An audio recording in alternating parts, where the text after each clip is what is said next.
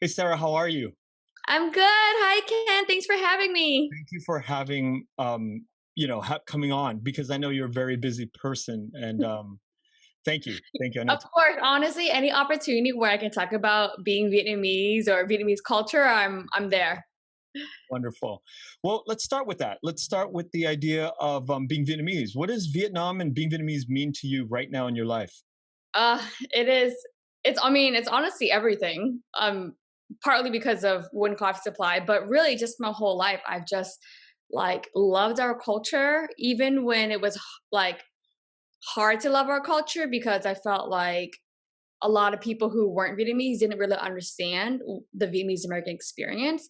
But like right now, being like 2021, I just feel like it's society is changing where there's more awareness, right, for like racial like dialogue. And I grew up in the 90s. I was born in like 86, so I grew up in the 90s. And like back then race was a very very dichotomous thing. Like Asians weren't even Asians, they were just Chinese, right? But now there's like with 2021, with the internet, with meme culture, with all this radicalization happening through just internet, and how people are able to kind of like have these nuanced conversations and discover ethnic studies through the internet. Like I majored in ethnic studies, but now you're able to learn so much through the internet and with each other. We're able to have more like nuanced conversations. So I all that to say, I feel like the understanding is growing and the appreciation is growing. Because there's understanding, there's appreciation, right? We look at Vietnamese food and culture, and because there's appreciation, there's like more opportunity for all of us just be seen or just to be. So yeah, I think it's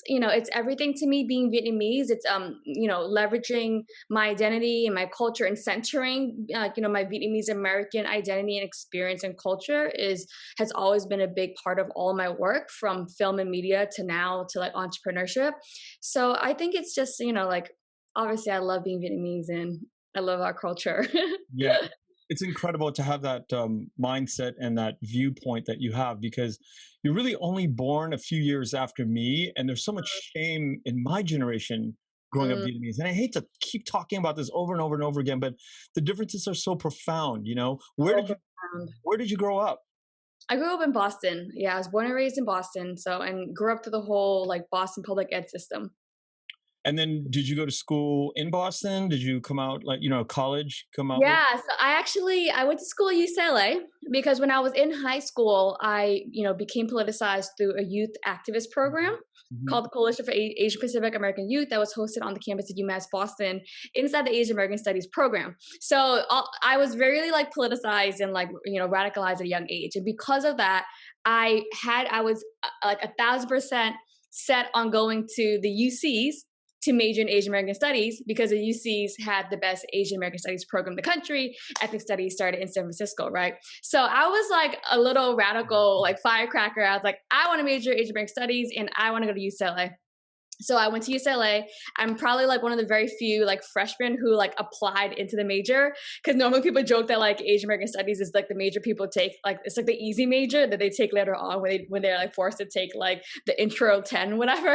Yeah. But I applied into the major and I was like, listen, I want to be an Asian Ed major so bad, like please accept me. Because actually I gotta tell you, Ken, I got rejected at first to UCLA. I got rejected from UCLA and UC Berkeley, and I got in through a letter of appeal.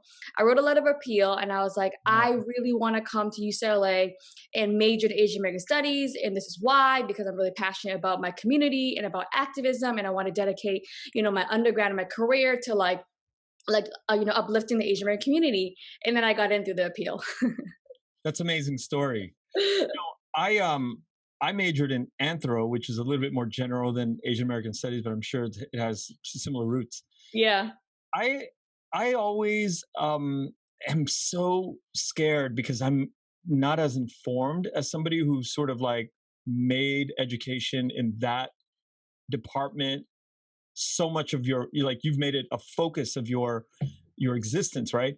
How do you feel when you come across people who are kind of just in the dark and Neanderthalic? Like I used to be that way. I admit I used to be that way. How do you deal with people who don't know much about this subject in our community and outside of our community? Mm-hmm, mm-hmm. Um, my initial answer is I don't deal because everyone is on their own journey, right? And in the journey of social justice, for me, there's no judgment, right? Mm, People are on their own journey of political consciousness, of political activism, of social change, and everyone contributes in their own way, right? And I think the first, before you even whether you're a grassroots organizer or you're a filmmaker that's dedicated to like activism, there's the internal work that needs to happen first before the external work, mm, right? And the internal work, that is a very personal journey, and everyone is on their own journey. I was very, very lucky where I was sparked and I discovered it at a young age because I had the opportunity to join this organization, and I had mentors who like really, really mentored my critical consciousness, right? And then there are other people who didn't have that opportunity, who didn't have access to that, right? There are people who were in a city or a town that maybe didn't have ethnic studies on campus, right? Ethnic studies isn't offered in K through 12. So right. I think that's a bigger issue. Like everyone should have ethnic studies. So how do I deal? I don't. I'll admit when I was like in high school and like maybe like college, a little bit of college, I was super gassed up, right? I was that activist who would judge you because I was like, oh, if you're not woke enough or like you're not down enough, right? I was super judgmental, right? But really, then I evolved and I realized that like that there is no room for judgment in the Mm, path to progress, and you have to let people have their own journey, right? Whether they're there or not there or trying, everyone's on their own journey. And what I've noticed in like the really like political or radical like community, or both ends really, whether you're like way in the left or way in the right, when you like enforce your ideas on other people, whether you're the left or the right, or you project like where like your level of wokeness on other people, that's actually not progress, and that's not right. bringing us closer, and that's not progressing us forward. It's just creating more polarization, Yeah. right? So yeah, for sure when I was younger I was definitely judgmental, right? I was like whatever. But really, the path forward is you got to let people find their own journey. And whether they're trying or not trying, I just try to embrace it with compassion and Yeah. patience and love and empathy to hope that we can inch forward closer together. I love your response because I feel scared about confronting, family members or really close friends that are on the other ends of where I stand politically, or it has been a polarizing last few years. And to hear that response from you, who's somebody who's been in the trenches from the early days, I mean, that reaching out and being compassionate and empathetic to our family members, it's a huge thing. It's very tough to navigate for me because I'm not informed, as well informed, and I just don't know what to say sometimes, but I know what the right thing inside of my heart is. Right. I just want to add though, like, wh- I also, part of what I choose to do is I determine when and when not to engage, right? So say if it's with somebody who has a totally different political opinion from me, there are often times where I choose not to engage because I think about where I want to spend my energy, right, and my Yeah. bandwidth, right, and how I want to contribute that energy.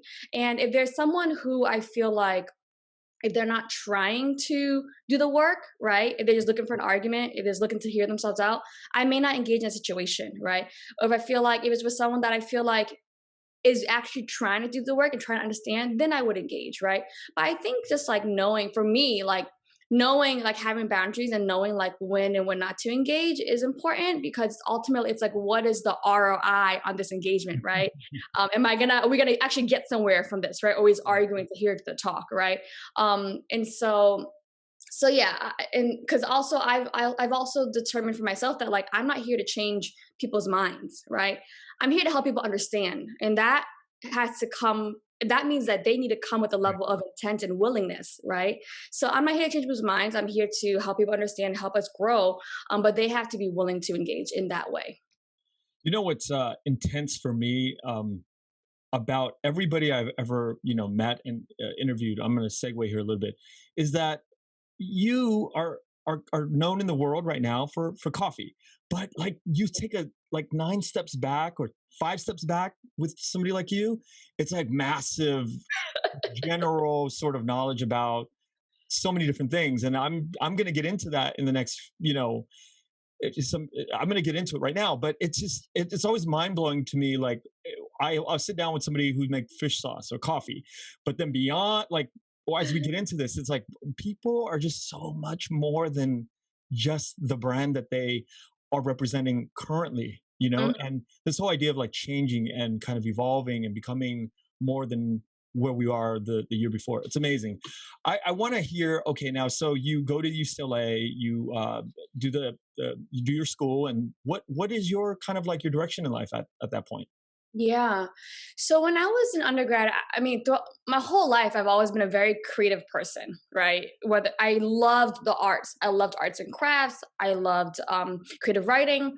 But during my undergrad years, I was a really active writer and spoken word poet, right? I spoken word poetry and performing was such a huge channel for me to find my voice. And so I was performing a lot in undergrad. And so when I graduated, I wanted a career as an artist, right? And as a creative writer, as a performer. So I did that like for like a big chunk of my time, but I also worked full time.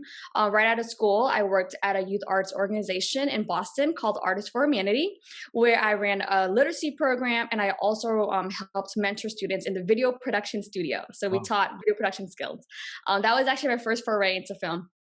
And then after that, I was actually recruited to go back to UCLA to run a writing program in the community programs office there called the Writing Success Program. So I was the program director, and I worked with students to help them develop their critical thinking skills and voice through the writing process, right?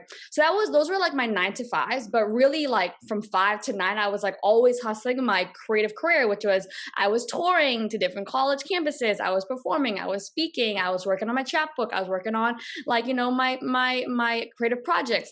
And then after 3 years, after 3 full years of working in this 9 to 5 structure, I was like, I felt so hungry for a creative career, but really, the 9 to 5 structure didn't really suit me. So then I quit my job at UCLA in 2012, and then I moved to New York City in 2013. And since then, I've just started like my independent freelance career in film. So once I moved to New York, I started making documentaries just on my own, put it on YouTube, and then that led to me making documentaries for like NBC, and then I started working with all the media companies in New York City, including Vice and Mike and HuffPost. And that was really like my foray into media and journalism and documentary filmmaking throughout my years from 2013 and on in New York City. And then of course sprinkling in a little bit of entrepreneurship and business as well. It sounds like God. You said something that I never have heard before, but you're 5 to 9, right? And that's a cool concept because it's like, okay, we're all like grinding 9 to 5, but then it's like 5 to 9. You're like really off doing what matters. Hmm. What do you tell young people that just want to get to New York and start something? Like that's terrifying to Yeah. Yeah. Um, the first thing I always tell people is one, know your why. Or like really understand why are you trying to do this? Why are you trying to start this business? Why are you trying to move to New York, right? Because when you jump into an unknown situation, which happens a lot when you're making a big move or starting business, you need your why to be your compass, right? To guide you through those unknown situations. So that's the first most important thing I would always advise people. And knowing your why requires doing the internal work of knowing who you are, right? Knowing who you are, what your values are, what you believe in, what you care about. And again, that's going to be your compass through everything you do. Okay, so now the more like tactical or pragmatic piece is one, I'd say figure out your financial situation, right? Like for me, it was about saving up and like stacking a shit ton of money as much as I could, right?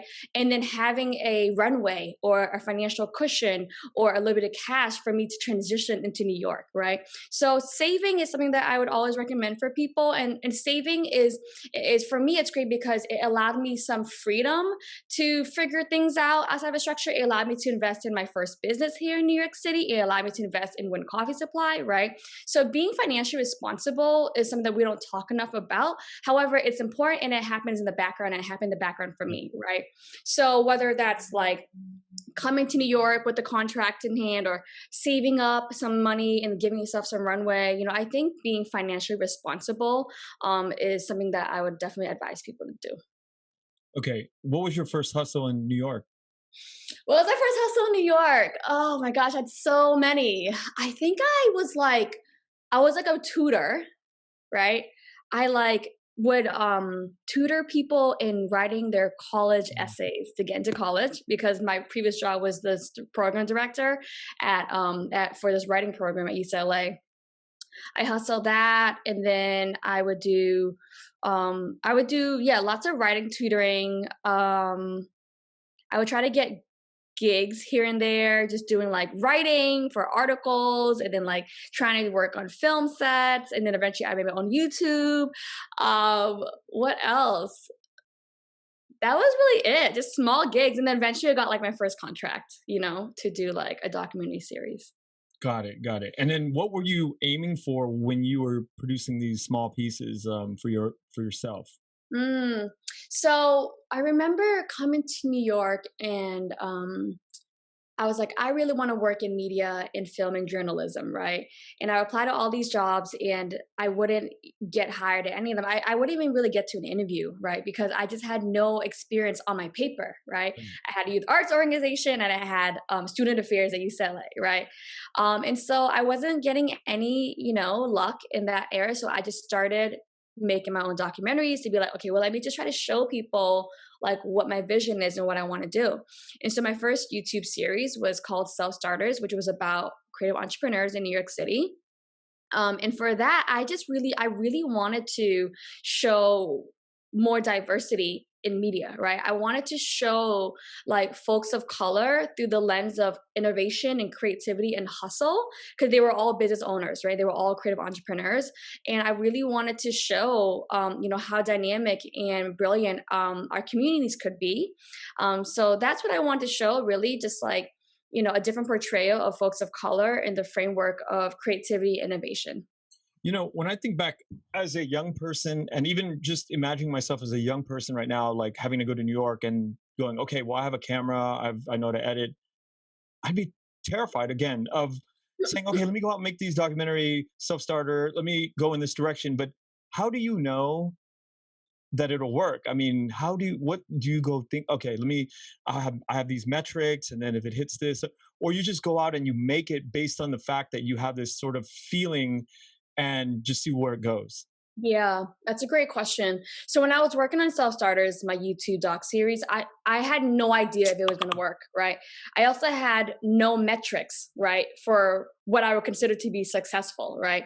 And so that I wouldn't necessarily advise for people, but that was just my path, and I'm just kind of like a fluid person like that. Yeah. But for me, what was more important was that, I wanted to create something that I wanted, and I wanted to create something that I wanted to see in the world, that I felt like these stories weren't really getting told. Um and so I guess that was like my why, right? And I never made money from that docu series, right? It did help in like becoming a body of work that I could show people about like this is what represents me. But yeah, for me it was a feeling, you Yeah. know. That works for me. I don't think it works for everyone. I'm a very intuitive person. It was a feeling, and I think I just kind of got lucky with that feeling. Yeah, because a lot of us who want to start things are scared, and we're just unsure, and then we have analysis paralysis. We analyze the shit out of everything, and we don't start. But for somebody like you, who's just like from the gut, you just go in, have this feeling, and you do it, and then however it turns out, it turns out. Yeah. It's a it's sort of like this. Almost like a prerequisite for gamblers that go out to become entrepreneurs in the future, right? It's like, Yeah, I think that feeling is important. I think you describing like analysis paralysis, right? And like I personally feel like, because I often hear that too from people around you or people who like reach out to me for advice, like how do I start? Like I don't what if? And I always say just start, because it's not about having the entire blueprint or the roadmap, because that no one has the entire blueprint or roadmap to your life, right? But for me, it's about putting one foot in front of the other. And are you inching closer towards your goals, right? So for me, if my goal was to get paid doing film, does creating a documentary series get me closer to my goals? I would say yes, because it puts me in the body and the framework of a filmmaker, right? And it's also about like just taking that one step to also train yourself and like build that muscle, that courage muscle, right? I think, which I think is really important, right? um you have to build courage as a muscle. The more you like flex it and the more you take those those small risks, which lead to bigger risks, the more courageous you come, right? So I think like just like doing it, whether there's a good plan or not a good plan, whether you have great KPIs or not great KPIs, I think there's so much value and power to practicing your courage muscle and just like inching forward towards your goal. Even if it doesn't get you directly to your final destination, it's going to get you closer, right? If not externally, then definitely internally. Yeah, our friend Bao Nguyen always says, in the early days, I'm a scared guy. I'm always afraid to start. Always said to me, "Don't let." And he's quoted, probably this came from Barack Obama, then Voltaire. I mean, we've talked about this a lot. Don't let perfection be the enemy of the good. Uh, Mm, you exemplify that. You embody that philosophy big time. Um, what your Instagram handle is 1 ounce gold, right? yeah. Can you tell me about that? Well, before I even get to that, because that goes back to another question I was going to ask is, you have all these traits, but did you get it from your parents? Did they kind of like push you, or the lack of were they 9 to 5ers that made you go, okay, I'm not living like that, or were they 5 to 9ers and you're like, I'm living like that? Right. I mean, isn't that the question of like nature versus nurture? Absolutely. To my Instagram handle, did I already tell you this story? Nope. Mm-mm. Oh my gosh, I love talking about this story. Thank you for asking. No one's ever actually asked me this question of what does my Instagram handle mean. So my Instagram handle is 1 ounce gold, ONEOUNCEGOLD, and it comes from the Vietnam War. During the Vietnam War, after the Vietnam War ended, when all the refugees were trying to escape, the fare to get onto the boat was 1 ounce of gold, right? Yep. And there are variations. For some people, it might be 2 ounces or whatever. But I when I heard that story, I just thought it was incredible, And so for me, like that 1 ounce of gold represents so much. It represents freedom. It represents courage. It represents, this desire for a better life and opportunity. It was literally the access and the passageway to getting onto that boat, which then led to the Vietnamese diaspora, Yeah. right? So that's what 1 ounce gold means. It goes to that whole thing about saving money too, because my mom's from the South. She's in '54 she migrated, but her family's from the North. And this whole idea of 1 ounce gold and gold on your body when you're traveling or when you are in, I think they call them chayaka, when you're Hmm. running in the war, they stacked these gold pieces. I mean, they were even known. My mom and dad told me about stories about people cutting open their calves and Wow. putting gold into there because it doesn't infect, and then you Mm, put it in there. And it's so Vietnamese if you think about it. Like one of the things that are so Vietnamese is like this idea of bringing gold with you and stashing it, and that's part of our sort of our legend. So when I saw that 1 ounce gold, I was like, I got to ask you about that. wait, did you know what it meant? No, I was like, "Whoa, what does that mean?" But, I don't like to kind of put some bias in my mind. I just wanna be Yeah. like, "Oh, an interesting thing. Why not like 1,000 why not 1,000,000 ounces of gold? Why is it 1 ounce gold?" You know? Right. Hmm. And that's pretty cool. It's like, well, that's the ticket to the future, Yes. right? It's Yeah. it Exactly. opens up everything. Now going back to your, mom and dad, Yeah. Return. Sorry. We're on East Coast here. The sun's going down. no worries. Um. Yeah. Okay. To your question earlier about like where did I get my traits from? Is it nature versus nurture? I definitely think a lot of it is nature. I think so much of it is from my parents, right? Like my parents, and I'm sure like lots of Vietnamese people feel this way about their parents. So my parents are fucking hustlers. Mm, They work so hard, like, and I watched them work hard my entire life because they were refugees, they were immigrants, right? We didn't have much growing up. Um, and I just, I think just watching them work so hard, I just naturally learned it. And I think a lot of it's in their DNA and my DNA. And both my parents are actually entrepreneurs too. So they're business owners, they're small business owners. My mom has a laundromat mhm. and my dad has a floor standing business. But ever since I was really young, once they were able to save up, they started their own businesses, right? And so I think it's watching that happen. I think also became a part of me. I think with the idea of just like creating something of your Yeah. own, right? And like the idea of like having more control over your life, I think has always stuck with me. And then of course, I'm sure a little bit of nurture from the rest of the world. Yeah, it does affect us. My parents were both entrepreneurs as well, but they failed a lot, and I watched that happen too. And sometimes you can't avoid it. Like there's things I'm like, oh my god, I just repeated my parents' mistakes. It's like, Yeah. yeah, Yeah. sometimes, yeah. So you go into this whole film journey, and then what made you kind of leave it, or did you continue it, or are you still in it? What's the Yeah, there was a really clear like fork in the road for me Yeah. when I had this conversation with myself of like, do I invest more in my film career or do I invest more in Nguyen Coffee Supply? And it was 2019, like summer 2019. And I was getting so much traction in both, right? Like after working since 2013 to 2019, my film career, I was getting inbounds to work on film projects, right? I finally had people reaching out to me to work on film projects or to reach out to me and say, hey, if you apply for this grant, like I'll definitely give it to you, right? It was just like felt so good. Anyone who's like a filmmaker or an artist, like how hard it is, right? But at the same time, I was also getting a lot of growth with When Coffee Supply, and the business was becoming very demanding, right? And as someone who has always been such a hyphenated, multi-dimensional person who juggled so many different hustles at a time, I could actually feel my bandwidth getting to a point where it's like I can't do both really well. I just can't anymore, right? And so I was like, which one do I choose, right? And I had to ask myself a few questions. I asked myself, like, what do you love to do and how do you want to contribute to the world, right? And I love to do both, and I could contribute in powerful ways, in different ways with both. And then so that was the internal question. And then the other question was external, right? It was like, well, what are the signals I'm getting from the world, right? And, you know, which path which path would allow me to make a greater impact in the Right. world? Right. And with that question, it was like, oh, it's the coffee business. Right. Um, because while I was getting more inbounds with my film career, it still wasn't enough for me to be where I wanted financially. Right. Or, it didn't give me enough security or stability in a way that I felt like the coffee company could. Right.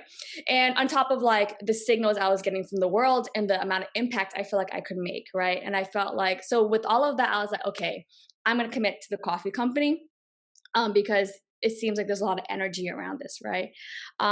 So yeah, so I like it was like a really sad time for me. It was a really hard time because I like cried over this. I feel like I had to like really like kind of like let a small part of me go, not forever, just for now, Yeah. because my career, my identity as a filmmaker and as an artist, as a storyteller is much longer than my identity as a coffee entrepreneur, and I felt like I worked so hard in this creative career, and there are times where I felt like, oh, I just didn't make it. I didn't make it, right? Yeah. Like fast enough in order for me to, because if I did make it, I wouldn't be exploring any other pathways, right? So that's how I decided to kind of like really put all of my energy into One Coffee Supply. However, for a fact, my storytelling career isn't over. Like the Yeah. future definitely has books and films and more multimedia projects to continue telling out our whole story. I could see it in your in the commercials, the small snippets of the ads that you do. I could see the sort of the professional storytelling side come out. I could see the level of like engagement that you have, the thought that you put into it. And Yeah. it's weird because a lot of entrepreneurs, young entrepreneurs, when we start out, we don't think that you have like 9 fires going, and you don't really think that you really don't think and something's going to take off. And at one point, maybe 5 years, 10 years down the line, two things are going to take off, and it happened to you, right? Fork in the road. But what happens is all of the things that we started and all of the skill sets that we acquired really gets focused into that one thing that we decide to do. Yes, yes. Hence, like as you were mentioned earlier, um, because of my experience in storytelling and film and video production, I've been able to create all the content myself. You know what I mean? Yeah. Even from the design perspective, I'm fluent in Photoshop and the Adobe Suite, and so you know. Design and branding is one of the most expensive things you could do, that for a brand. And so I was able to design everything myself, from the packaging to the merch and all this stuff. So yeah, definitely all the skills that I had acquired over the years came through for Nguyen Coffee. Yeah, So, that's huge. mhm. When was the first time you went back or went to Vietnam? Because you didn't go back, you were born here, right? I was born here. My parents brought me back. The first time they brought me back, I was really young. I think I was like 3 or 4 years Oh, old. wow. Yeah, three or Wow. 4 years old, and which was such a different time back then. So that was like, I want to say like 89 or 90, right? And then I would go back pretty often with my Wait, what parents. were they going So back in 89, 90 for? That's like super, super early. yeah, I was born in '86. I went back in like, my parents came here in 1980. It's super early. I went back when I was a baby. That is super early. I don't even I think know. there were relations, like official relations yet at that time. No, they weren't. Yeah, and they still weren't part of the WTO. Yeah, Wow. And they were just going back and forth to visit family, or did they have business? to visit family. Okay, so you go back 3 or 4 years old, and then when do you start realizing, wait a minute, there's another part of me in another place? I think the first time I went back. Oh, Yeah. really? Okay. Yeah, because my parents are both one of like 7, 8 siblings, and they're both the only ones to leave the country. So all of my extended family is there, like all my aunts and uncles and all my cousins. So every time I go back, it's like family, and I'm just surrounded by so many people I don't know, and then like all my parents' friends I don't know. So yeah, I think as soon as the first time I realized that like I had family and the whole life Yeah. connected. And So what were the frequency of you going back? yeah, when I was younger, I think up until high school, it was like every 2 or 3 years. Yeah. And then high school, you started going back more often or less I would say less because of college. Then I probably like didn't go throughout undergrad, and then after undergrad, I went back a lot, after undergrad? like Okay. every year or every 2 years. And tell me, did you start seeing opportunity as you started going back seriously? Like in your mind, you're like, oh, wait, I could do that. I could do that. Or what was that? What was that kind of like that evolution for you? Hmm. I remember thinking like, I think maybe like post undergrad when I would go back. I remember thinking like how badly I wanted to move to Vietnam, because I felt like I saw opportunity in Vietnam. For me being like a Viet Kieu, or like an English speaking, born and raised Vietnamese person with a lot of family in Vietnam. And I just felt, and especially when I would go to like Saigon, right? I just felt like, even right now, Saigon, I think is like the coolest city in the world, right? There's such a dynamic energy where everyone is very free and exploratory and divergent, right? Whereas here is very convergent. Yeah. Like everyone wants to be a standard or a certain way, in all the industries. And I remember feeling like there was opportunity in Vietnam, but I never made it there. I never got to live over there.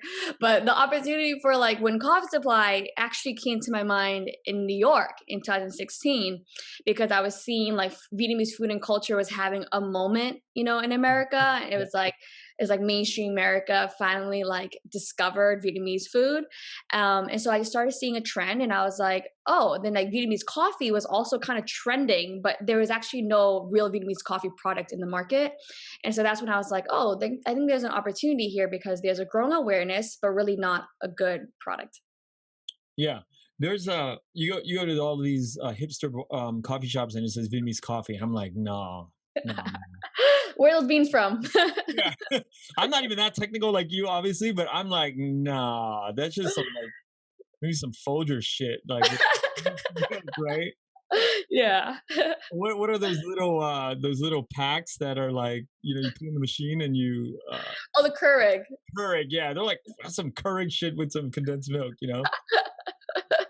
Yeah. You start seeing Vietnamese an insurgent of a rise in Vietnamese food, and it becomes sort of like a big thing that arrives in New York in the food Mm, scene.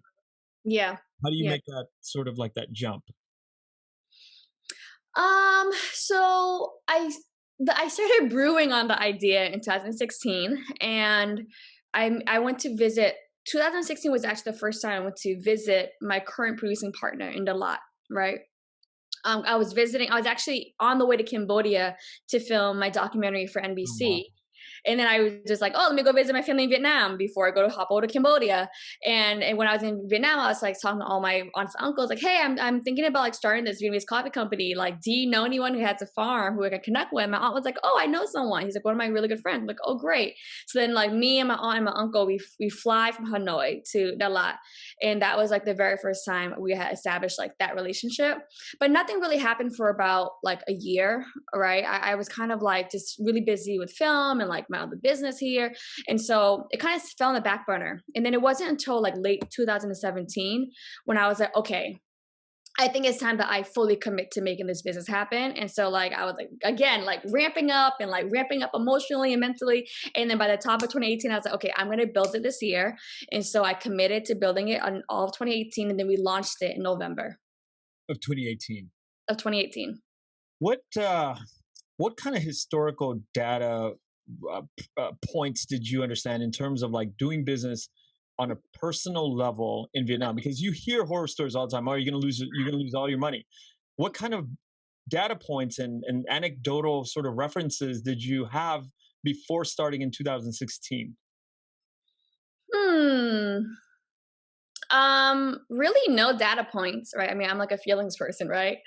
Um, Probably heard a few of those anecdotes, you know. However, I will say that I feel pretty lucky that I have a huge family network in Vietnam, Yeah. you know. And if I didn't have a family network in Vietnam, I don't think I would be where I am, right? My family supports me heavily, you know, in building this business. I mean, they have supported me, whether it's my parents who are just like my champions, or like my network in Vietnam, my family in Vietnam. I asked my aunt, hey, no, yeah, I do. She flew with me, you know. My aunt and my uncle, and they're not married, they're like in-laws, right? They flew with me to the lot from Hanoi just to help me make this happen, right? And like our family's really close like that, you know, like our family's always there for each other. um and it's because like my current producing partner has a relationship with my aunt that we're able to do this, right? If I had cold emailed him or reached out to him on Facebook, like he doesn't know who I am, like he doesn't, there's no trust. So I think the family element does bring in a level of trust that makes it, you know, opportune for me to do business, right? And even now, as I'm looking for new, you know, producers or like new suppliers or anything, I always check in with my family in Vietnam. I'll check in with my aunts or my cousins who are like all in their 20s, 30s, and 40s now, and they always have my back. You know, they're like, I don't know someone, but let me ask around, or like, you know, little things like if I need someone to go check on a supplier or a producer, like they'll go there and check on the product for me. You know what I mean? So having family, and I think being Vietnamese helps, being Viet Kieu helps, knowing the language helps, and then having like family in Vietnam to either represent me when I'm not there or to come with me if I am there, it helps a lot. Yeah. So you have this idea of a coffee business, but did you have it spelled out? Like, I'm going to create a brand and then bring in the beans, or like, how did you kind of formulate the business model? Yeah, great question. So I did have it spelt out. I'm a feelings person, remember, Ken? Um, I was like, okay, I this is the get concept. the thought process, always get into the thought process. Yeah. Yeah, so I remember I was debating like, okay, do I want to roast the product over there and then just ship it over because I know that's available, right, with our partnerships in Vietnam, or do I want to like import the greens here and roast it here, right? I had decided to import the greens here and roast it here because I really wanted to provide and offer a fresh roasted coffee bean, right? A fresh roasted Vietnamese coffee bean, which no one was doing at the time, right? None of these major specialty coffee companies, whether or none of these smaller micro roasters or small batch roasters, none of them were fresh roasting a single origin Vietnamese coffee bean, literally, right? And so and part of my mission is to elevate Vietnamese coffee, right? And to show people that Vietnamese coffee isn't just cheap instant coffee. It's actually there is, I mean, that's one like pocket of production, like in many countries. I'm sure there's commercial instant coffee being produced in many countries, around the world, right? But Vietnam can also produce quality coffee. And so for that, I was like, it needs to be fresh roasted, right? Mm. It needs to be small batch roasted. It needs to be craft roasted, right? Because I wanted to help change the perception that Vietnamese coffee is only cheap. Right. So because of that, and also it was a way for me to be a little bit more aligned with the specialty and craft community here, which is locally roasted and fresh roasted. So because of that, it was how I decided to start importing green beans rather than roast and package and then import over. Got it. Got it. That's a lot of information to unpack for me. And I just want to get into the whole process of, the distinctions. Yeah, well, because I would say that it would have been much easier, and it's still very easy today for people who wanted to just like roast and package Vietnamese coffee beans in Vietnam and then import it to the U.S. right and sell in the U.S. Like that's very easy to do, right? You just pay for it to get roasted and packaged in Vietnam and then import it here, and nothing's wrong with that. It's just a different type of product. Like, the first thing that comes to my mind is all these massive conglomerates like Highland and Nguyen, right? Mhm. That are they bringing in stuff? They competing with you? Like, do you think about these things, or you're just like, fuck it, I'm just gonna do my brand, and people buy the way I think of it and the way I brand it. Yeah. I don't think about them too much, because I feel like one, there's enough for everyone, Yeah. right? There are enough buyers in the world and coffee drinkers in the world, I think, to support everyone's businesses. And two, our product is actually very, very different from Jungwing and Highlands, right? For starters, their product is very different. Their product is known and transparent on their packaging to include artificial flavors, ingredients, additives, right? They don't market themselves as a fresh roasted craft specialty coffee brand, right? They're pre-roasted, pre-ground, mixed with other flavors and fillers, and who knows Yeah. how long it's in there. So they're just a different segment of the market that serves a different audience, and that's fine. The other thing is they have no cultural presence in the US market, right? They don't know how to speak to a US audience, right? Whether it's their branding or their messaging or their brand positioning, even their style designs, like it's not enough in the US to have a good product. As you know, branding is everything, right? And not just branding, but US consumers today are just so smart and they demand so much more from brands that they support. The people, and what I love about and I'm really proud about our generation, the younger generation, is everyone is really aligning their dollars and their buying power to make a better world. Be like, hey, we care about sustainability, we care about who you support, we care about supporting diverse leadership, right? And so I'm operating in a different audience and different society. I think our product resonates, and I think they operate really well in Asia, and they're crushing it in Asia, right? And if they ever wanted to come here, I think they could do it. Everyone could, but it's just a different approach and a different connection to the audience. Yeah. But here's the irony, and it's not lost on me. Here's the irony, right? You have an English word, Highlands, and you're not in the US market, but you have Win and it's penetrating the US market. Imagine, let's create and use an English word, and let's try to do something in America, and that's not like penetrating. But then let's bring Win from Vietnam. Or in the United States, let's put that on the map. Ironic and amazing. Well, it's all context, right? Yeah, yeah. It's not like culture is all constructed and it's all contextual, right? Mhm. That's a great point. I'm gonna try to angle with more light. Yeah, no, Sorry to think about the sun coming down, Ken. It was bright when we started. this happens a lot, believe it or not. Yeah. Okay, great. No. Yeah, it's ironic that a young person is bringing the biggest name in Vietnam to the world, the United States, and I love it. I love the idea of it. Um, Now I drink coffee a lot. I drink every day, but I don't know much about it. I really don't. I just like drink, and forever I've been drinking um randomly. But when I do drink, it's just about a year ago that I switched to just cold brew. Can we talk about that? Because I do, this show is about me. It's about me getting educated on anything that that comes in my mind. Dumb Yeah. questions, I just have a lot of questions, and I've always wanted to know sort of like the distinctions between like the technical side of like why am I having these intestinal problems? My brother has it, I have it. When we Mhm. drink Vietnamese coffee in Vietnam, we Mhm. drink espressos here. And then Mhm. when I switch to cold brew, doesn't happen. Yeah. Yeah. Before I get into that question, also just want to kind of resonate with how you being a coffee drinker. I feel like I relate to you like that. Before I started Nguyen Coffee Supply, I was just like you. I was someone who drank coffee every day, like 1 to 3 times a day. But I really didn't know shit about coffee. Yeah. Right? I wasn't a coffee connoisseur. I didn't know the ratios between a latte, macchiato, cappuccino. I drink instant coffee, right? And I feel like most people are like us, right? However, what I was noticing was that like this specialty third wave culture was making coffee very elitist and like hierarchical, and it kind of like, you know, created this culture of coffee shaming, like, oh, you're a bad coffee drinker, you're a good coffee drinker because you know how to use a scale. And I hated that so much about the direction that coffee as a culture was evolving. I was like, when did we get so fucking snobby, right? Yeah. It's coffee. And how do we how of course Americans would find a way to infuse elitism and classism into coffee experience, right?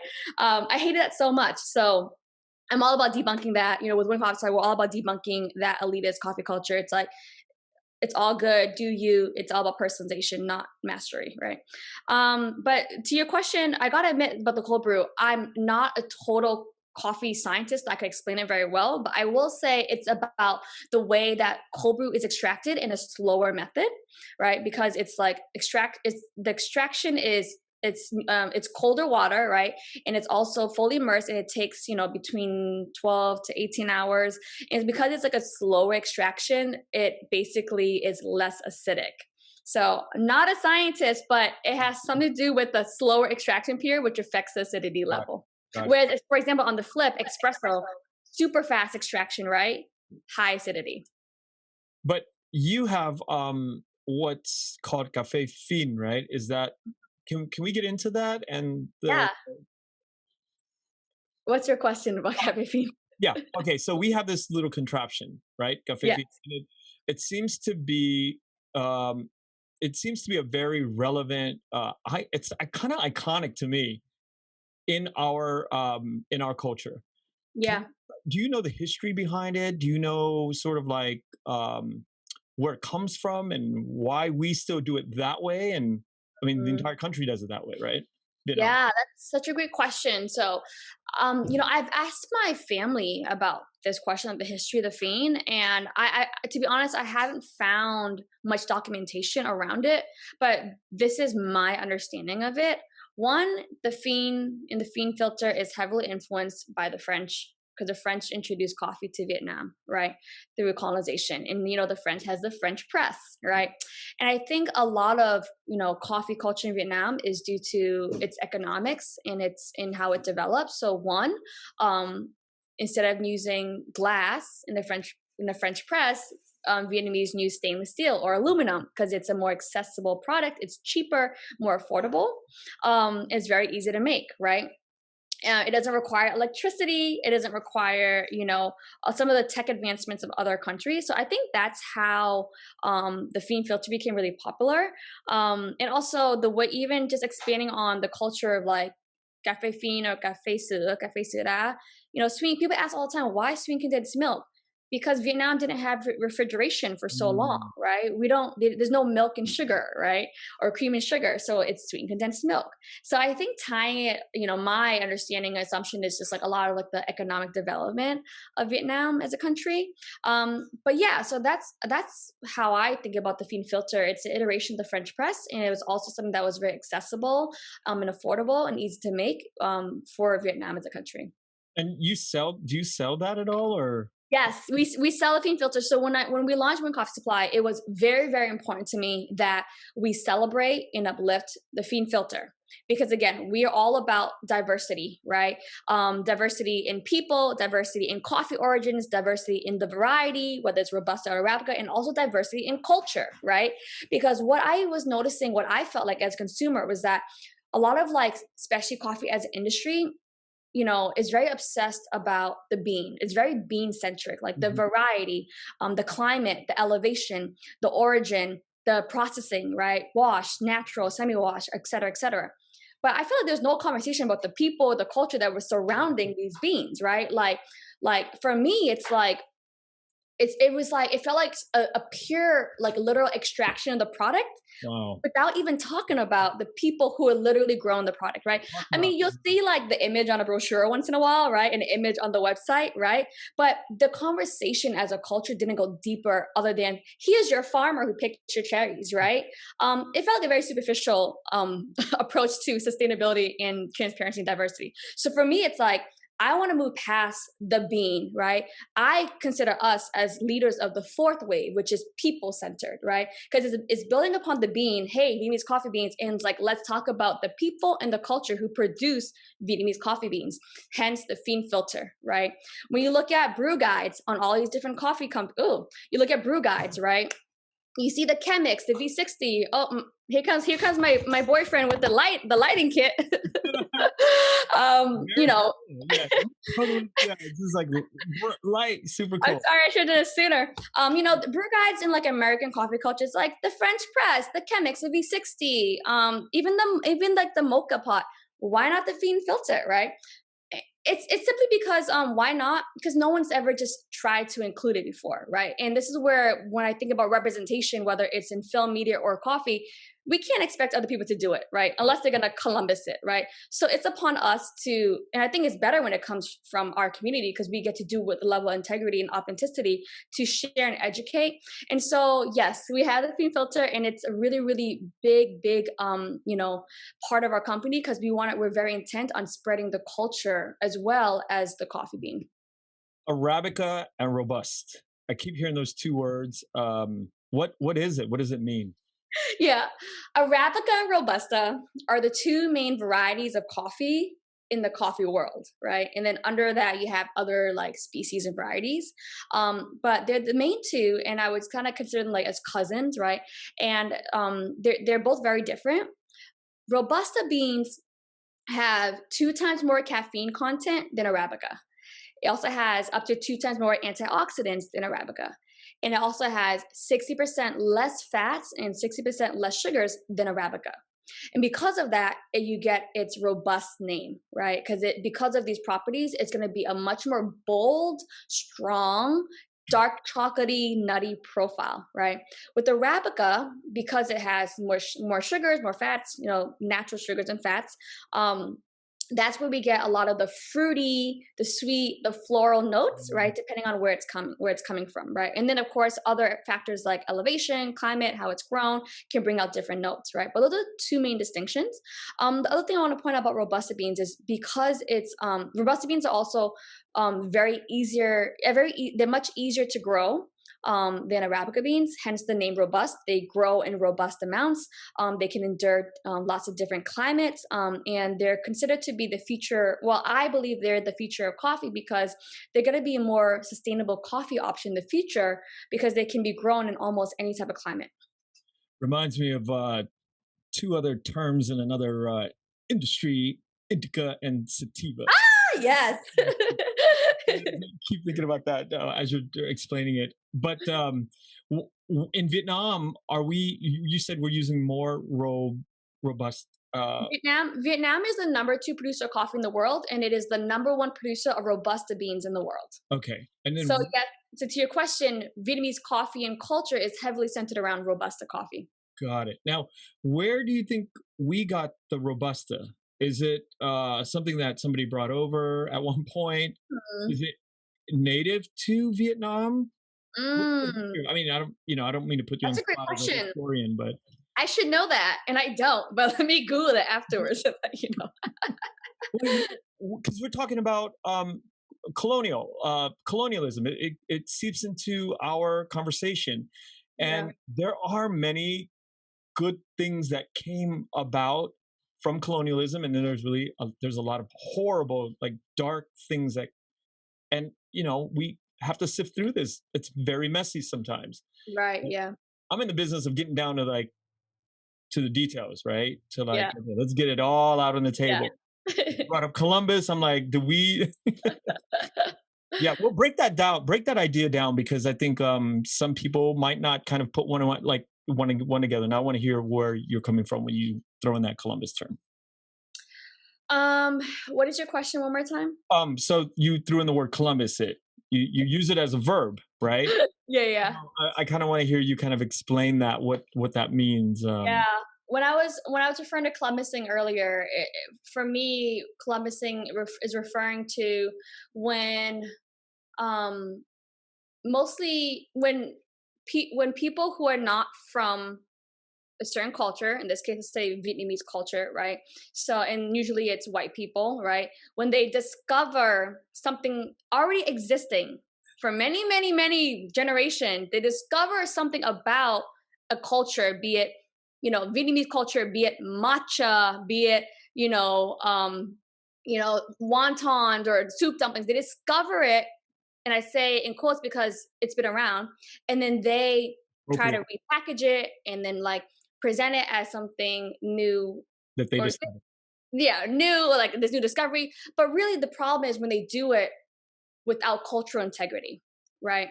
And how do you have cultural integrity in your product? Well, be well versed in the history, be well versed in the culture and the people who produced it, and honor and acknowledge and pay homage to Mhm. that culture, because that journey is a part of your journey as someone who's trying to profit off of it, right? So that's what I mean when I say Columbusing. It's different from colonization, where it's like Yeah. literally someone going into a country, right? Columbusing happens. Columbusing is a behavior that is really rooted in a lot of ignorance and lack of care and integrity for the culture and the people who produce the product, or the experience that they are trying to profit off.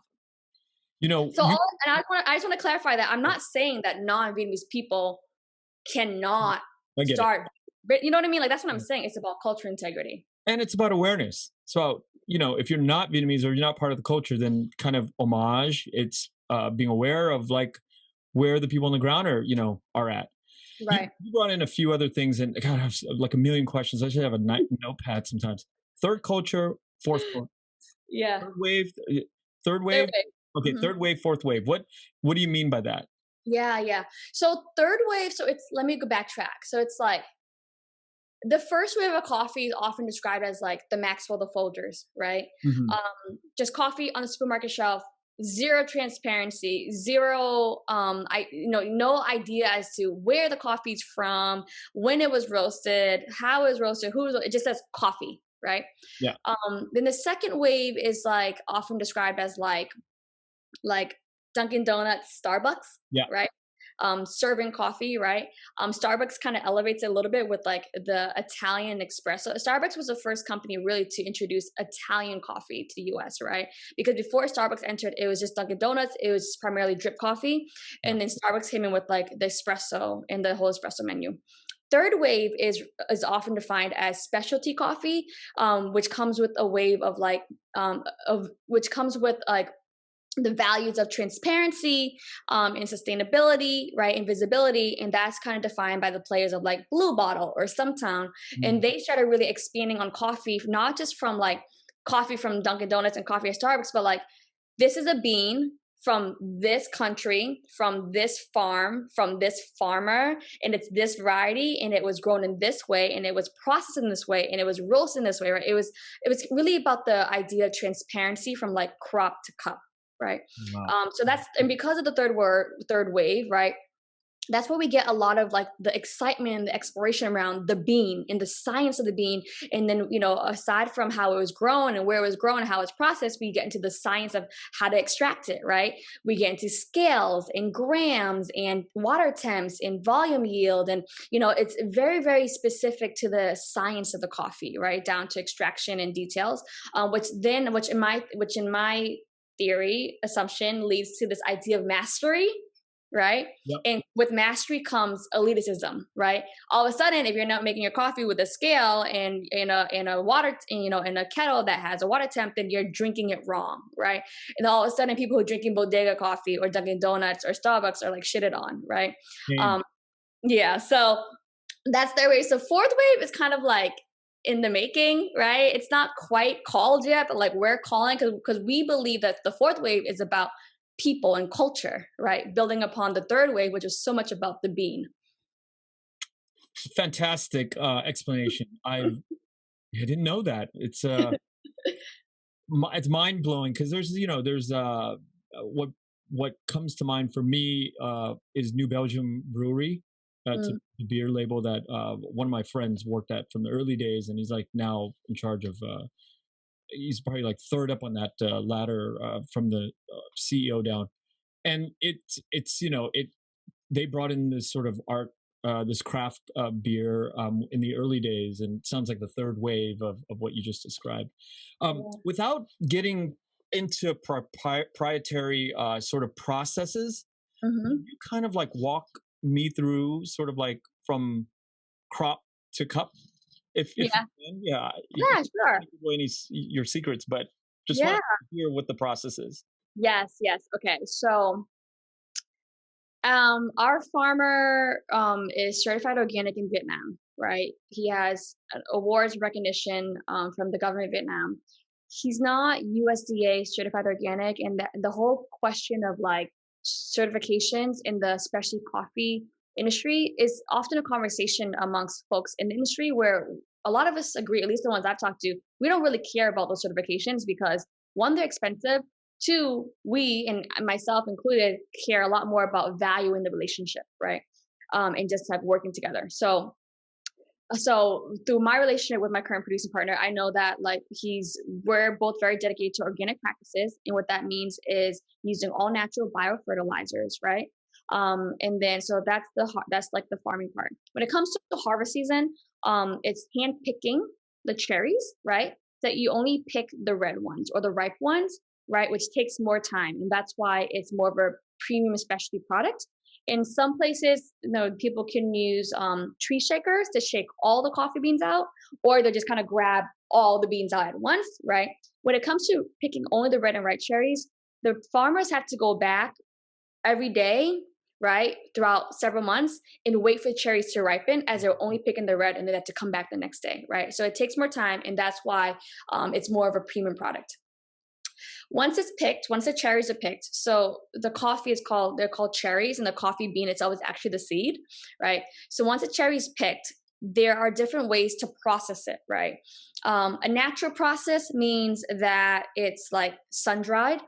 A full wash process means it's a wet process, so it's washed in water.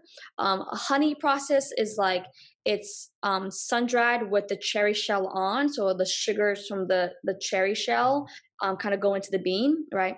So depending on different farmers and different beans and different preferences and methods, it gets processed in one way, right? So our robusta beans are a natural process, and our arabica beans are a full wash process, right? Once it goes to the process, it then gets like deshelled, right? So it goes through a machine and it just gets deshelled, so all the red stuff comes out, and then it goes into this big water pit where, because after it gets deshelled, there's like all this sticky stuff around the bean, which is the Yeah. sugars, right? So then it soaks in water for about 8 hours, right? And then they basically remove all of like the sticky sugar so that it doesn't create mold or mildew over time. And then it goes into a dryer.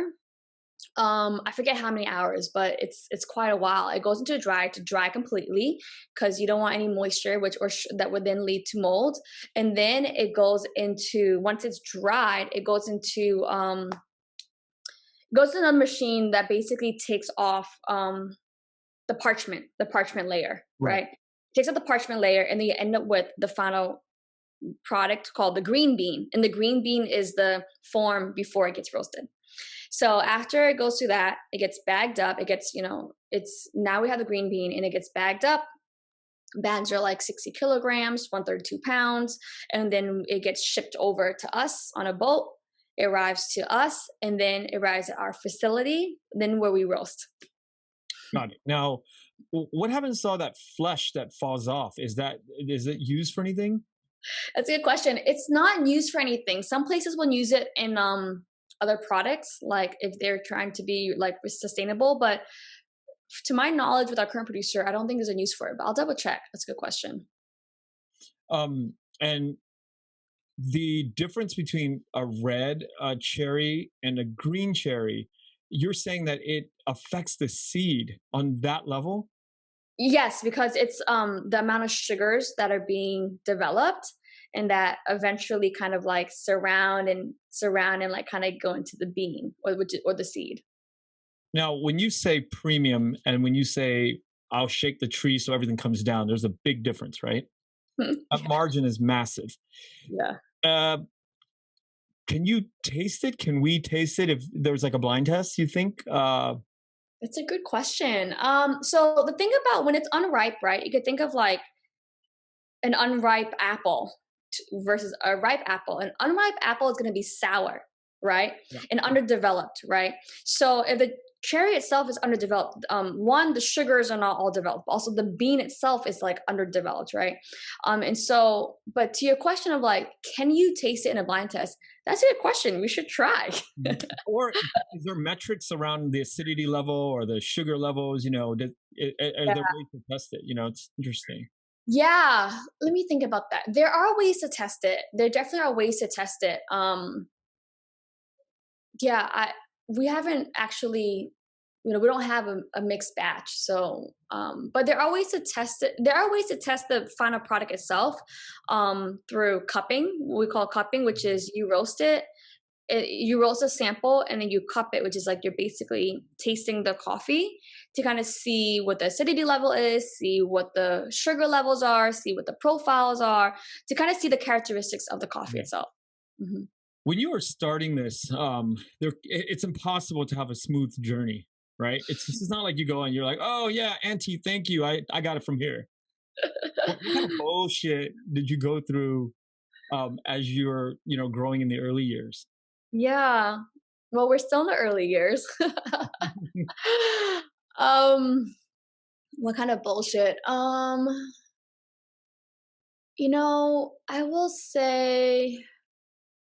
I will say that it definitely it wasn't smooth. But I will say that I feel fortunate that we didn't have too many major fuck ups that would just derail us. For me, it was more of like the learning curve I had to go through to figure it out, Yeah. right? So it was less fuck ups, but more of like the frustration and the hurdles of like, fuck, how do I do this? Like, Okay. who do I need to talk to? Yeah. What is the next step? Right? That was the biggest hurdle, but nothing really horribly went wrong. Is more of just like, actually, well, like one time something did go wrong. It wasn't horrible, but an example would be like, I'm importing our coffee over, and 24 hours before it arrives, I'm supposed to send my cousin's broker a piece of paper, and they need like the original copy from Vietnam, but there was a miscommunication. And so like, I didn't have the original copy, but you need the original copy to clear it. Like that type of shit. Like that happened once. That's probably like the biggest freak out for me. But That becomes a small thing, right? Because you just call your broker in Vietnam and they send the original bill of lading, and yeah, the BOL, yeah, the BOL, yeah, the BOL later. But actually, we wasn't enough time to ship, so they had to quickly change it to a telex release, and then I got it. But stuff like that, where I'm like, nobody told me, or like my freight forwarder didn't tell me soon enough. Yeah. yeah, those are minor issues. But I'm wondering if there's like big issues. I mean, how could you have gone unscathed? Like, it's Feeling. crazy. Like, I follow my feelings. that's crazy. Um, Because you like, think if it's not an that's some issue? bullshit. That's some small shit. I want to hear like what, like, shit came and it's like moldy. Like, Oh no, no, no, no, no. wow. No. That BOL issue was one of my what I feel like is one of the bigger issues I dealt with. I was like so stressed the fuck out. But yeah, give me some examples of bigger Oh issues my because god. Because I've done this for 15 years of my life, and the early years I got ripped off. I got like, oh yeah, yeah, I no. got like we got our factory taken from us at one point, and I warned my dad, and I'm like, yo, we No. went through some bullshit in the first 10 years Oh, of my factory. yeah, no. We've been very, very fortunate. Lucky, yeah. Very fortunate. Yeah, no, nothing bad like that, honestly, Ken. Like I feel like I don't want to say it's been smooth sailing because it has. It's been hard, but yeah, the biggest hurdles were just my lack of knowledge that I had to Yeah. figure out. But on the other end of things with people, like I haven't gotten screwed over, you know, in this business. Um, maybe that came in my previous experience. Maybe like that one is like checked off in my karma list, whatever. Yeah. But my partnerships are amazing. You know, my partnership with a current producing partner, like we're like an M, you know, like we're like brother sister, like, and you know, we're like family, you know, we feel like family. We treat each other like family. We look out for each other. And also, it was his first time exporting to the US, right? So for us, it was very much of like a learning collaborative process. Like I would learn something about something, and I would teach him, you know, or like, you know, so it was like, it's been a great partnership. And with any of my other producers, yeah, no, haven't been screwed over. My cousin's broker is actually my friend's mom, you know. Wow. Our theme producers, we're all like family, you know, like that's my G, you know. Yeah.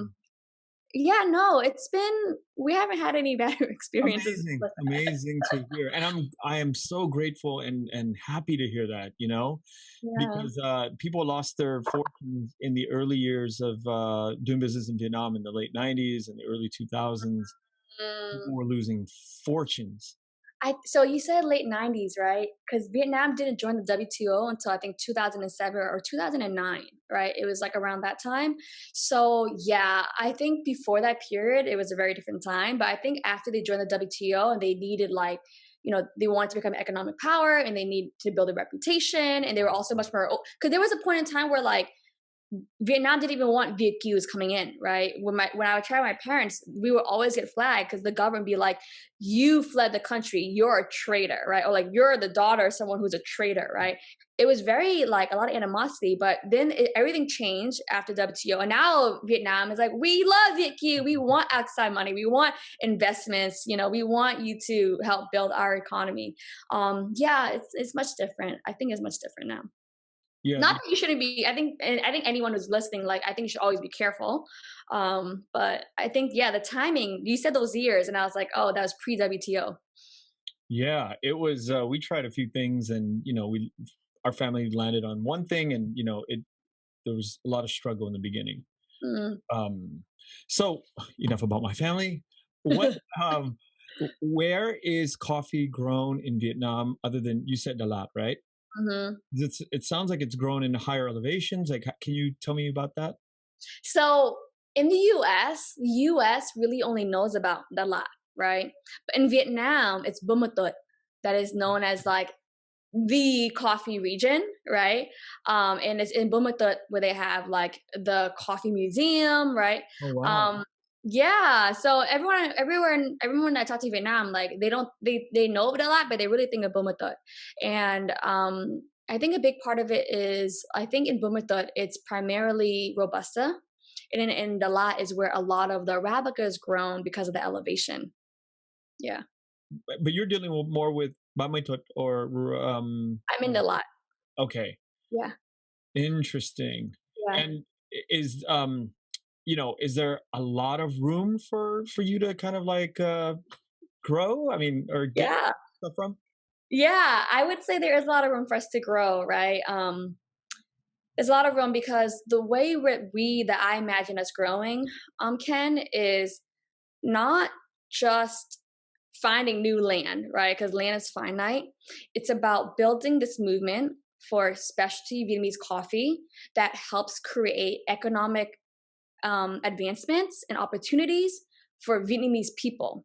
And the way we do that is we build the awareness and the demand in outside of Vietnam in the US for premium specialty Vietnamese coffee beans. The more this demand grows, the more I can actually work with more producers in Vietnam to say, hey, Mm. let's convert your current land from commercial to specialty production by doing X, Y, and Z. Don't shake the tree. Don't use this bad fertilizer and use all natural biofertilizers. Wait for it to get ripe, hand pick the ripe cherries, and then you produce a premium product, right? And that's really the long-term vision with me and my current producing partner is to create more opportunities for people to exit commercial coffee production to go to premium because what's happened for so long in Vietnam, right? The reason why people say, oh, Vietnam is cheap, Vietnam is instant coffee, where did this come from? It it's a system that's been created by so many corporations for so long, right? And Vietnamese farmers, if they don't have an opportunity to get out of that commercial cycle because there's no buyer for Vietnamese coffee, right? Because the rest of the world doesn't look at Vietnam as a producer of specialty Vietnamese coffee. So what Vietnamese farmers end up doing is they do what they know will sell at the end of the day. They have a buyer for instant coffee, right? It's a huge investment in time and money and labor to convert to premium. And no one is going to do that if they don't have a buyer at the end of the day, right? So we can de-risk them when I can grow the volume and I'll say, hey, if you make this season's harvest premium by doing X, Y, and Z, I can guarantee you half your crop or your whole crop that I'm going to buy it, right? So it de-risks them and it also creates better opportunities. You're like, So there's a lot of room. yeah, yeah. You're like a force in nature. You're like, and it doesn't sound like you ever. I mean, from the way you've talked about your education or your gut, everything you're doing is feeling. Like it doesn't sound like you've ever like gone to a business. Did you go to school for business? I mean, how did you understand these principles, these nuances in business? I never went to school for business. I double majored in Asian American studies and creative writing. um, from my parents. I mean, my parents never taught me, but I think I learned the feeling, the knack from watching them. And as I get older, I'm like, my parents are really smart. I should ask them for like financial training. How do they do it, right? But they're so hands off. They're so chill with me. How did I learn? By now that I think just by doing it, and the when I first started, again, like I told you earlier, when I first started Nguyen Coffee Supply, I didn't know shit about coffee. I drink instant coffee like Yeah. once a week, And once you get into it, I just took that first step. I inched a little bit closer. If I didn't know something, I would ask someone, and I'm still doing that. I know so much more now than I did 2 years ago. I know so much more now than I did a month ago. And there's so much today that I don't fucking know. And I'm like, holy shit, I need to figure this out. This one problem out. This one problem. I'm like, who can I talk to? Who can I call? Right. And I just lean on the people around me, whether it's my network, whether it's my brother-in-law, or my sister, or my advisors, or my other founder friends, right? I just like have a hunger for learning and for knowing. So yeah, and so I hope that anyone listening can understand that you don't have to know it all, and you'll never know the whole plan. It's just about taking one step at a time, and just like putting one foot in front of the other, and just inching closer towards your goal. A lot of people have this idea that Vietnam is a patriarchal society, and it probably is. But I come from a background where my mother was the matriarch in the business that we ran. She made the decisions. She kept the train steady and pushing forward.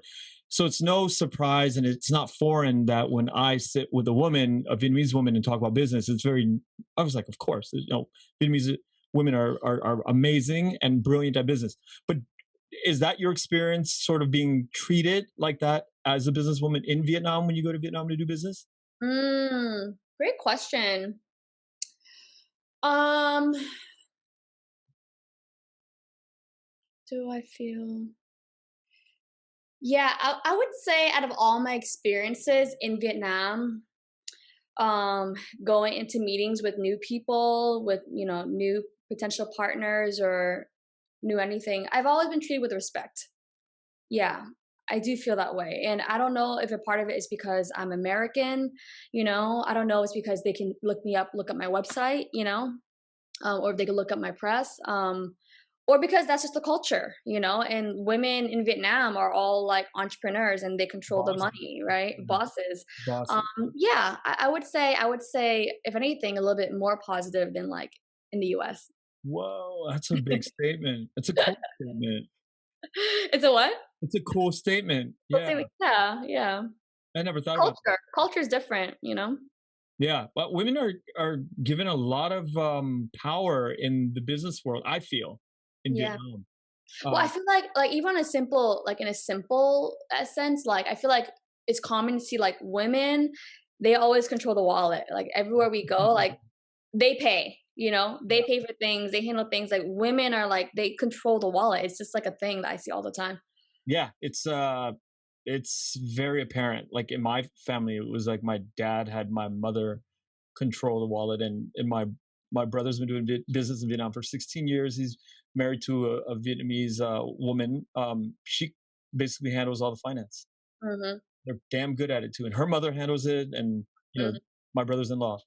Yeah. Amazing. The branding. How did you come up with the name? Uh, Yeah. Oh, it's a name story. I love the story. Okay, so this is the name story. When I was first starting, this was 2017, I was thinking about the name.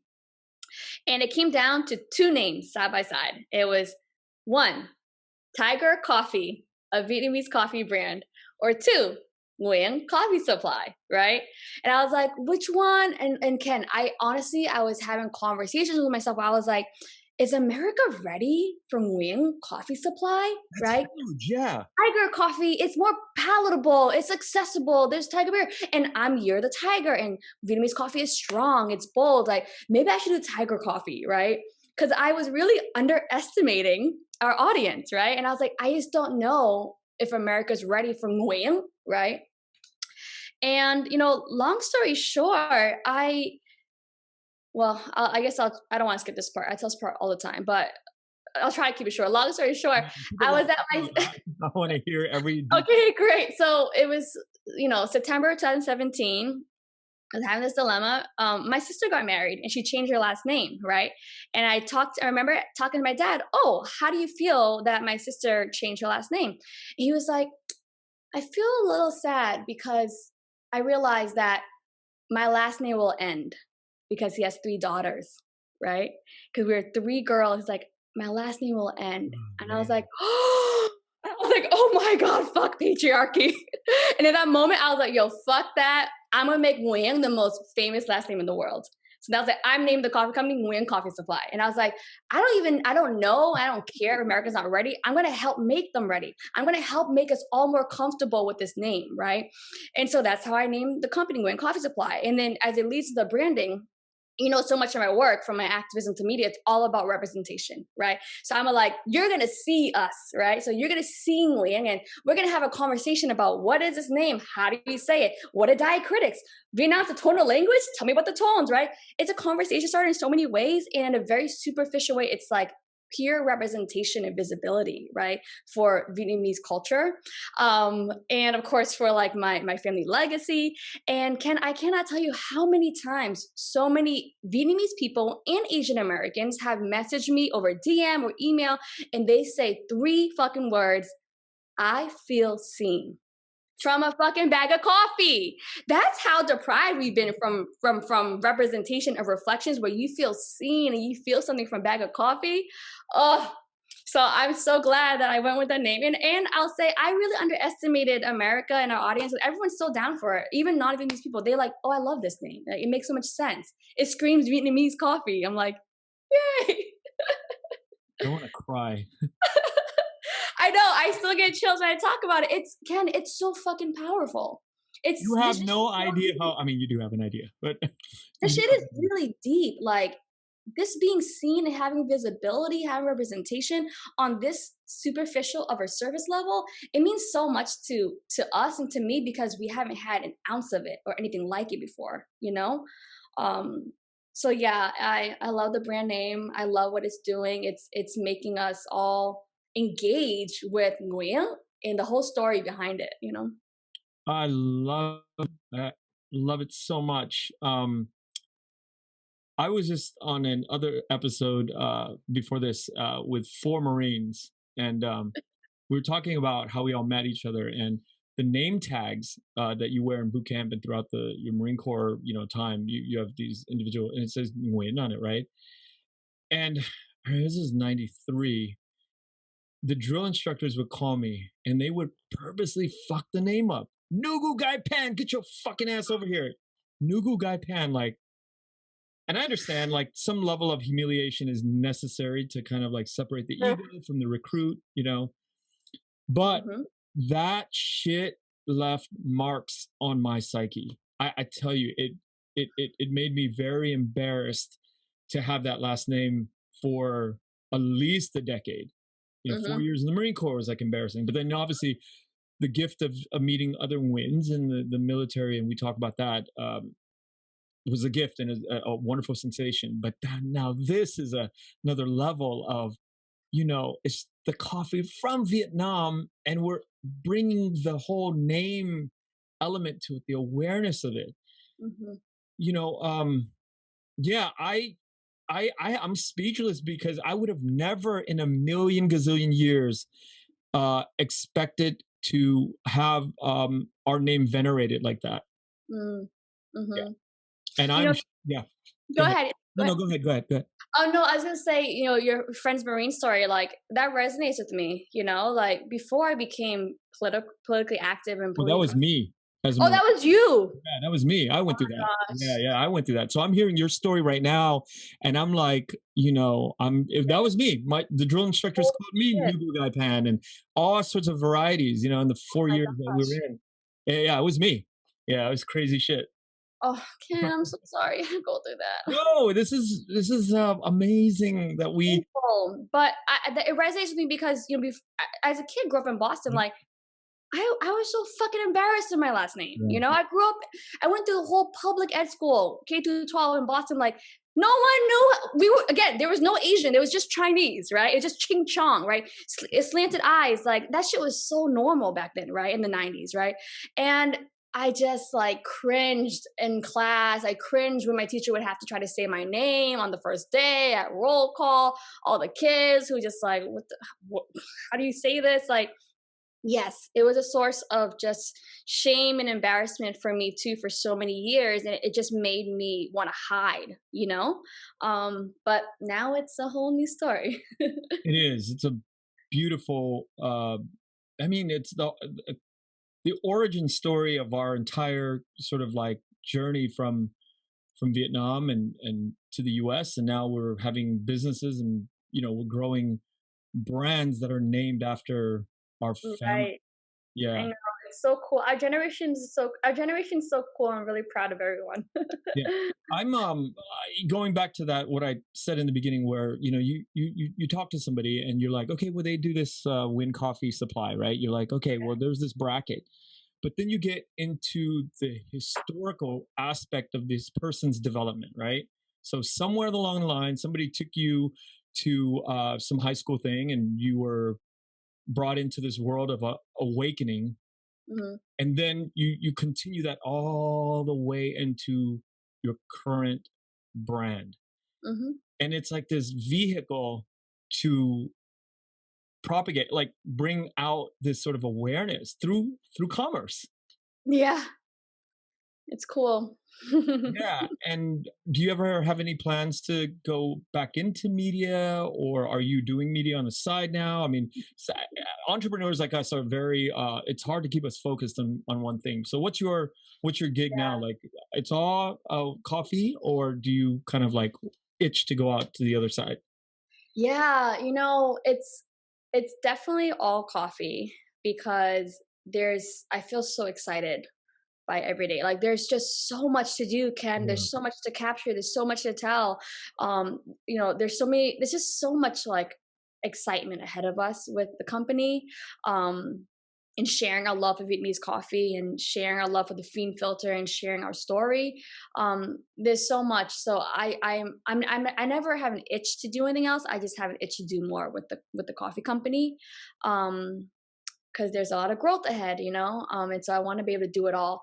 In terms of media though, I definitely see a lot of media in our future. I feel like I do. I get to, like we were saying earlier, I get to channel a lot of the media storytelling through Win Coffee Supply. But definitely in the future, I see. I would say when the company is a little bit more stable or a lot more stable, I see lots of media projects in the future for us, whether it's books or films, talking about our journey, and just kind of expanding more on the Vietnamese experience. Definitely plan on revisiting media more in the future.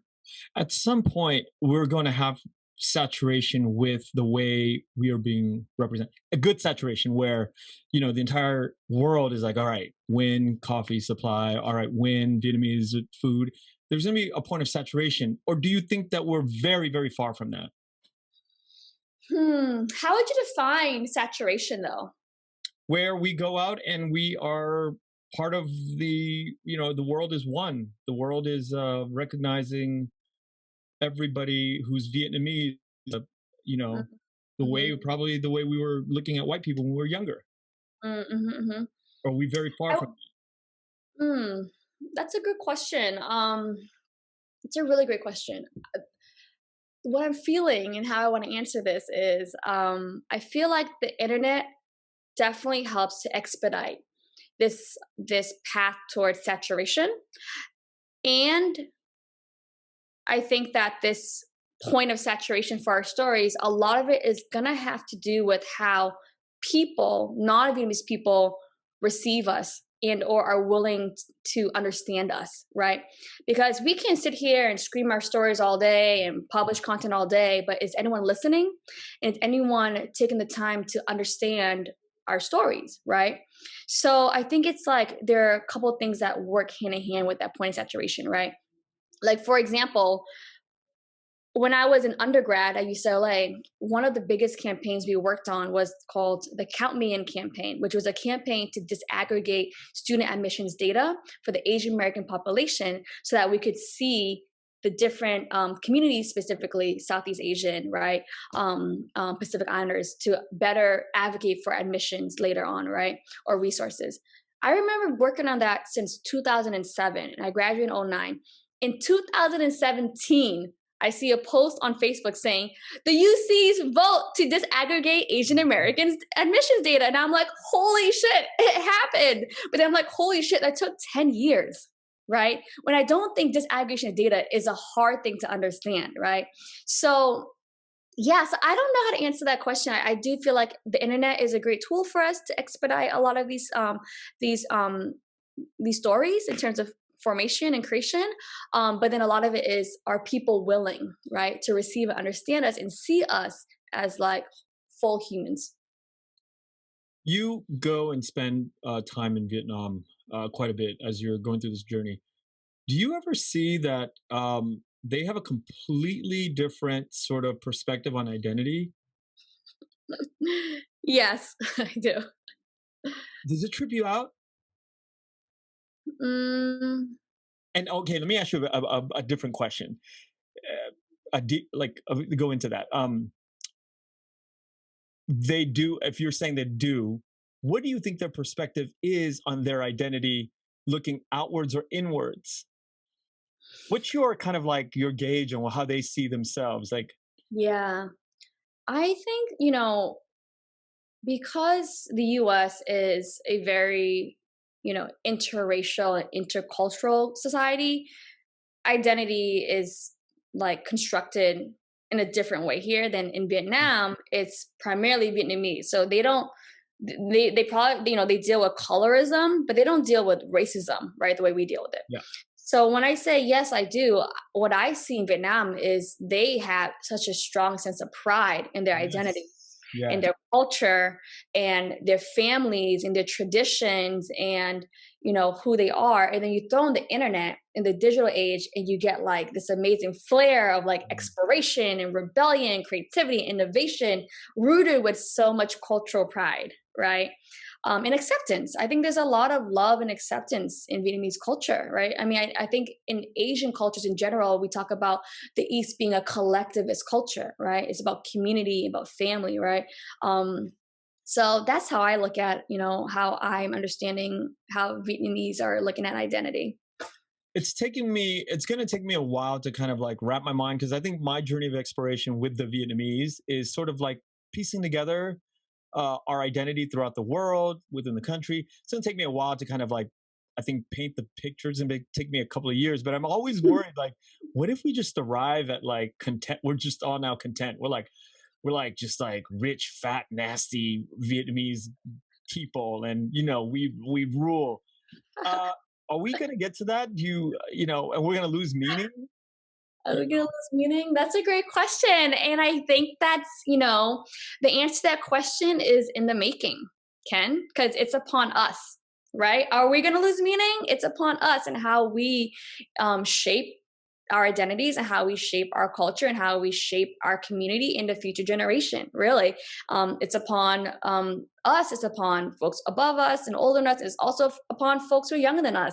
The answer to that is in the making. So I think what's exciting is that we get to kind of dictate that. And I want to say, I hope, no, we don't lose meaning. But then again, that's upon us to maintain our culture, right? And to maintain a collective culture and to continue to look out for each other and take care of each other and uplift each other and like celebrate each other and like really hold on to our culture in all different ways that we can.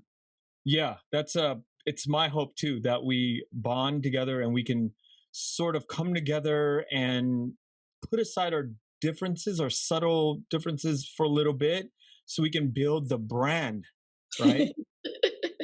There is a Vietnamese brand and it's like it's new and it's exciting and It's uh, very exciting. it's exciting. It's I mean, exciting. all eyes are like on Vietnam right now Yeah, in Saigon, like it's very exciting. yeah. Um I want to thank you for spending such a long time on and speaking to me about everything coffee and your journey. Is there anything else you want to add to our conversation? Um, there's nothing people always ask me that. There's nothing I want to add to our conversation. I just want to add to you by saying thank you, Ken, for inviting me and having me here and for doing the important work of documenting the stories from our community and sharing it. And I have a feeling that we're going to be talking again Yeah, in a I year hope, or two. but I'm going to say this, and I'm going to say on the record that I do hope to see a podcast coming from your corner because I think you have so much more to say as a you know a younger the generation that is up and coming, or you've already arrived, and then you're going to bring the younger context into perspective, and we need that. We need to cast a wide net to get Mm. that voice amplified. And I say this to all of my wonderful friends and guests that I hope to see the next time is perhaps a conversation on your podcast. I appreciate that. I'm going to work on that, Ken. Thank you so much for the push. Yeah. Awesome. Well, have a wonderful evening, and we will be talking soon. Thank you. Bye, Ken.